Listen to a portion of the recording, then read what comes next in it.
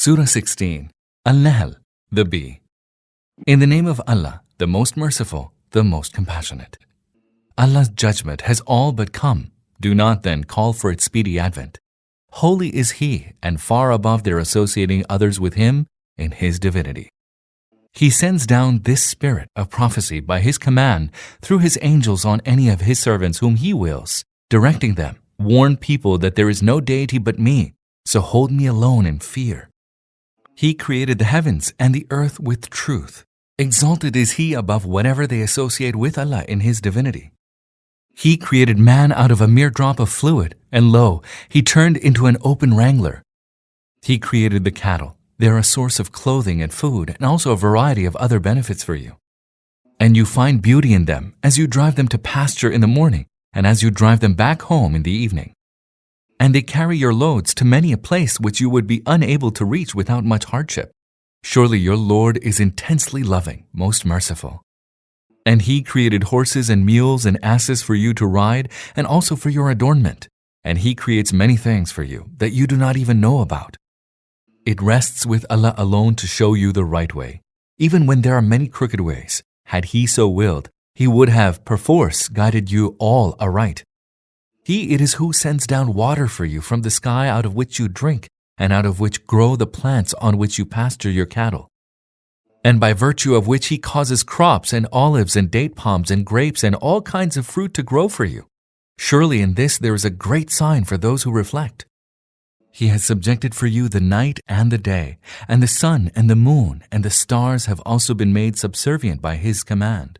Surely there are signs in this for those who use their reason.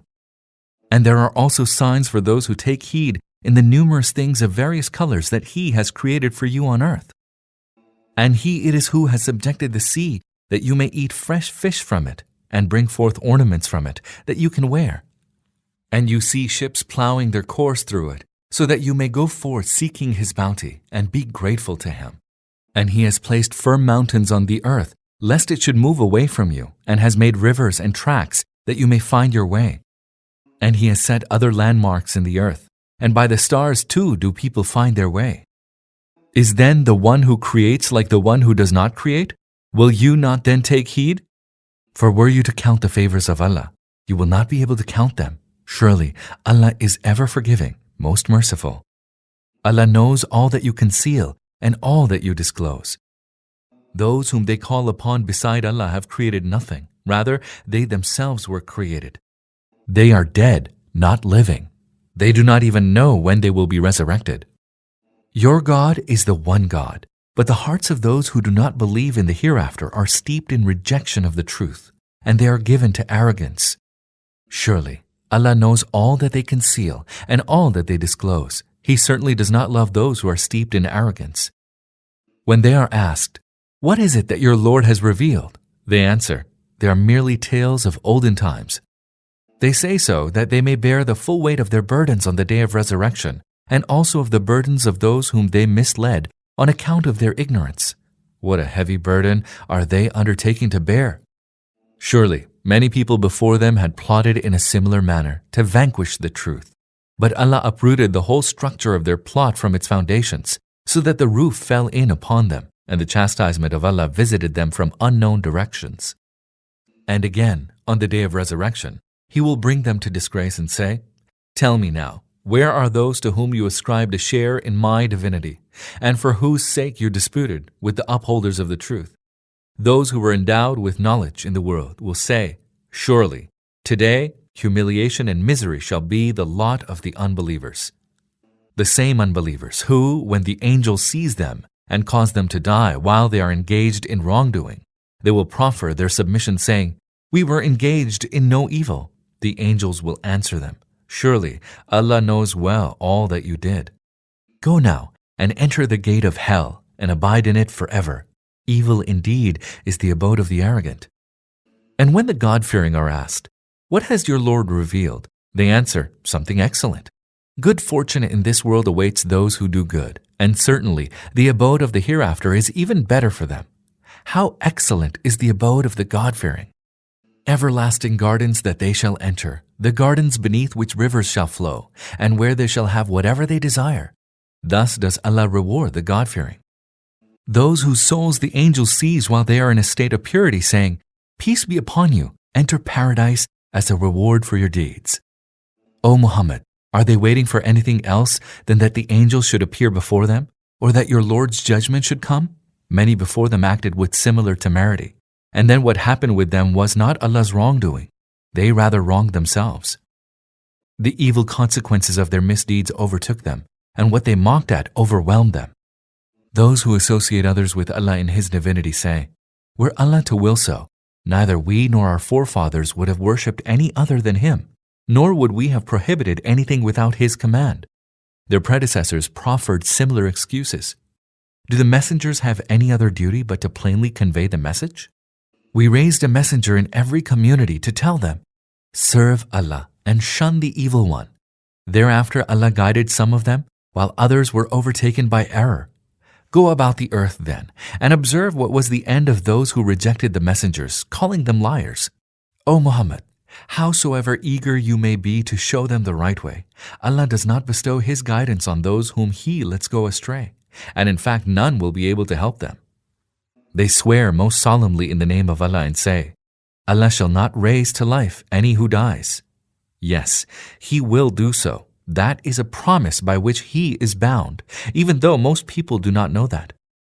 That is bound to happen in order that He may make clear to them the reality regarding the matters on which they differ, and that the unbelievers may realize that they were liars.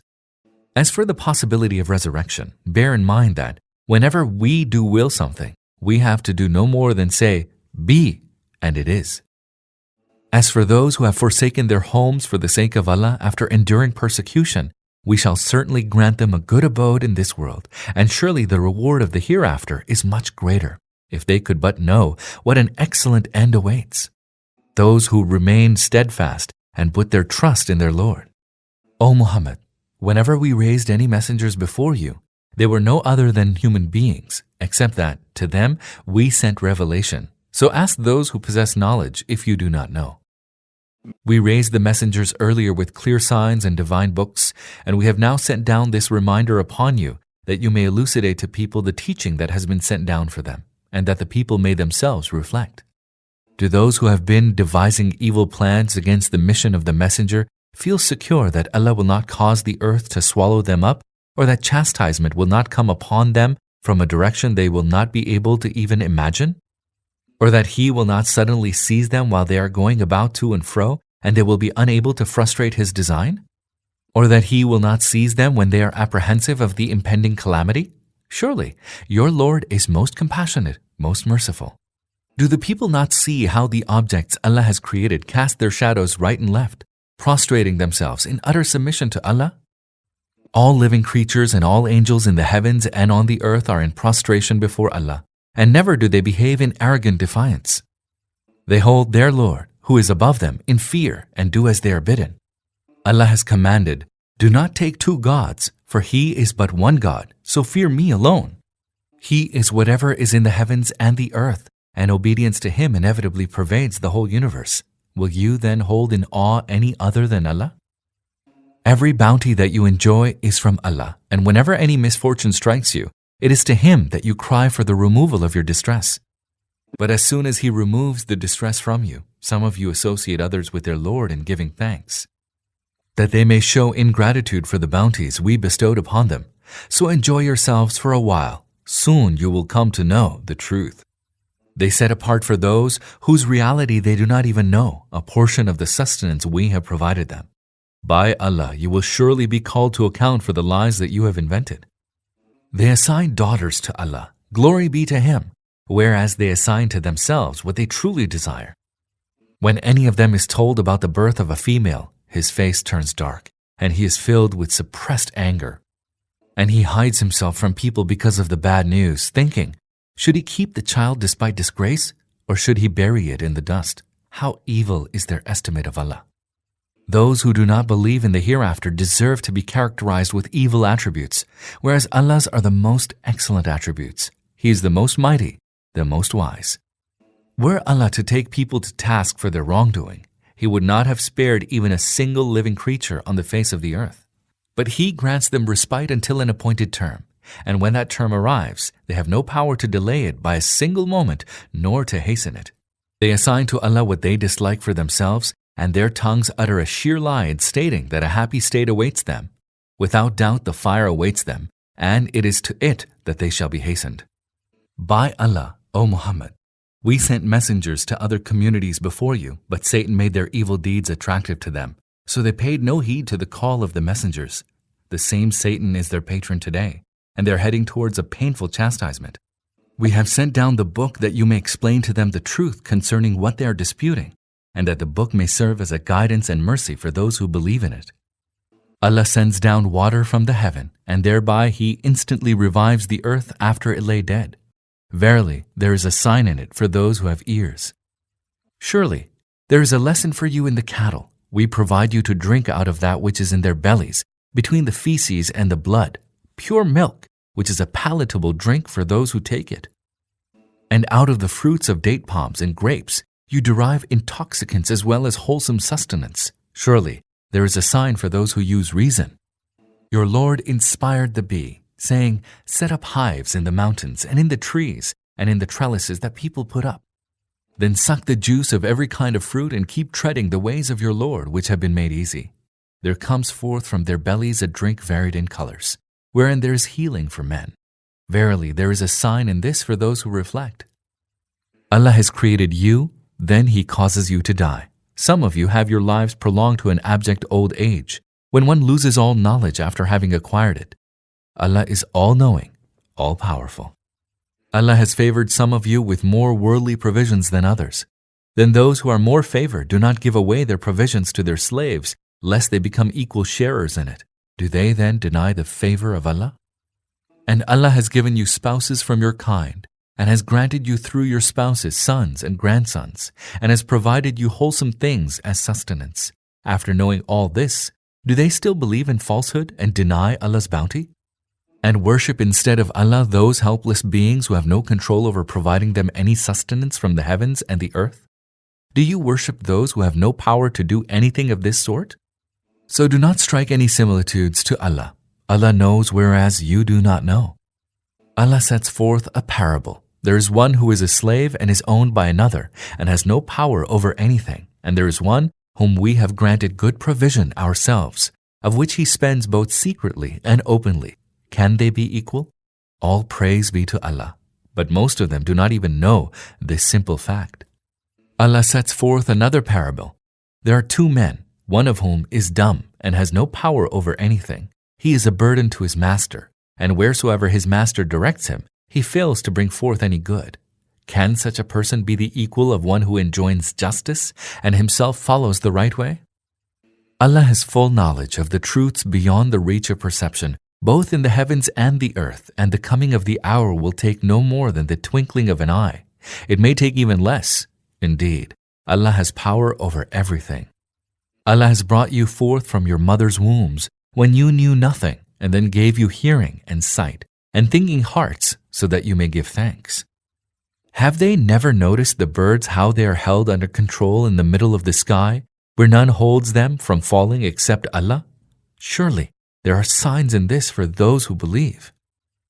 Allah has made your houses a repose and has provided you with the skins of the cattle for your habitation, which are light to handle both when you travel and when you camp. And out of their wool and their fur and their hair, He has given you furnishings and goods for use over a period of time. And Allah has provided shade for you out of some of the things He has created. And He has provided you with shelters in the mountains, and has given you coats that protect you from heat, as well as coats that protect you in battle. Thus does He complete His favor upon you, that you may submit to Him. But if they turn away, your only duty is to clearly deliver the message of the truth. They are aware of the favors of Allah, and yet refuse to acknowledge them. Most of them are determined not to accept the truth. They are heedless of the day when we shall raise a witness from each community, and then the unbelievers will neither be allowed to plead, nor will they be asked to repent and seek pardon. Once the wrongdoers have beheld the chastisement, neither will it be lightened for them, nor will they be granted any respite. And when those who associated others with Allah in His divinity will see those to whom they ascribe this share, they will say, Our Lord, These are the beings to whom we ascribed a share in your divinity and whom we called upon instead of you. Whereupon those beings will fling at them the words, "You are liars." On that day, they will offer their submission, and all that they had fabricated will have vanished. As for those who disbelieved and barred others from the way of Allah, we shall add further chastisement to their chastisement for all the mischief they did. O Muhammad, warn them of the coming of a day when we shall bring forth a witness against them from each community, and we shall bring you forth as a witness against them all. And it is for that purpose that we sent down the book to you, which makes everything clear and serves as a guidance and mercy and glad tidings to those who have submitted to Allah. Surely Allah enjoins justice, kindness, and the doing of good to kith and kin, and forbids all that is shameful, evil, and oppressive. He exhorts you so that you may be mindful. And fulfill the covenant which you have made with Allah, and do not break your oaths after having firmly made them, and after having made Allah your witness. Surely Allah knows all that you do. And do not become like the woman who, after having painstakingly spun her yarn, caused it to disintegrate into pieces. You resort to oaths as instruments of mutual deceit, so that one people might take greater advantage than another, although Allah puts you to the test through this.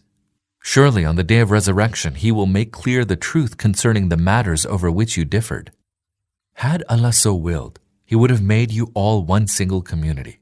However, He lets go astray whomsoever He wills, and shows the right way to whomsoever He wills. Surely you shall be called to account regarding what you did. Do not make your oaths a means of deceiving one another, or else your foot may slip after having been firm, and you may suffer evil consequences because of hindering people from the way of Allah. A mighty chastisement awaits you. Do not barter away the covenant of Allah for a paltry gain. Verily, that which is with Allah is far better for you if you only knew. Whatever you have is bound to pass away, and whatever is with Allah will last. And we shall surely grant those who have been patient their reward according to the best of what they did.